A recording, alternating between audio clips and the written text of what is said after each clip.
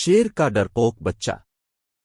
शेर का बच्चा अगरचे एक बड़ा शेर बन चुका था मगर इसमें शेरों जैसी सलाहियतें न होने के बराबर थीं।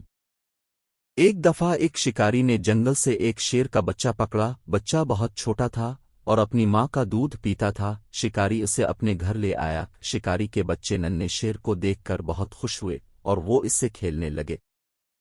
कुछ देर में शेर के बच्चे को भूख लगी। वो इतना छोटा था कि कुछ खाना नहीं जानता था, बस दूध ही इसकी खुराक थी। शिकारी ये सोचकर परेशान हो गया कि अब क्या किया जाए, क्योंकि इसे पता था कि शेर का बच्चा अभी बहुत छोटा है और वो दूध के सिवा कुछ और नहीं पी सकता। आखिर उसके ज़हन में एक तरकीब आई। इसने शेर के बच्चे को अपनी बिक्री के साथ छोड़ दिया। बिक्री के भी छोटे छोटे बच्चे थे। शेर का बच्चा कुछ ही देर में बिक्री के बच्चे के साथ घुल मिल गया। जब बिक्री के बच्चे दूध पीने के लिए माँ के पास जाते तो शेर का बच्चा भी उनमें शामिल हो जाता। इस तरह शेर का बच्चा बिक्री के बच्चों के साथ पलने और बढ़ने लगा।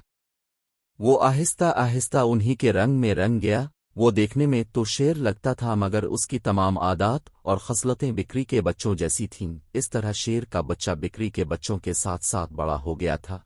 तो वो शेर ही मगर वो बाकी शेरों की तरह बहादुर नहीं बल्कि डरपोक था। एक दिन गांव पर भेड़ियों ने हमला कर दिया। शिकारी का घर चूंकि जंगल के नजदीक था, इसलिए कुछ भेड़िए शिकारी के घर में दाखिल हो गए। शिकारी इस वक्त कहीं गया हुआ था। भेड़ियों ने बिक्री के बच्चों पर हमला कर दिया। अचानक उनकी नज़र शेर पर पड़ी तो वो डर कर भागने लगे, मगर जब उन्होंने देखा कि शेर उन पर ना तो रहा है और ना ही हमला किया है तो उनकी हिम्मत बढ़ गई और उन्होंने बिक्री के बच्चों को चीर फाड़ दिया।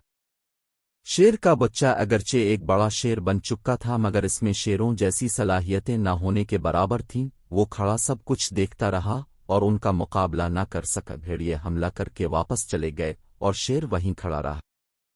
कुछ देर के बाद शिकारी घर वापस आया तो ये देखकर हैरान रह गया कि शेर के होने के बावजूद भेड़ियों ने हमला करके बकरियों को चीर फाड़ दिया है और शेर कुछ ना कर सका।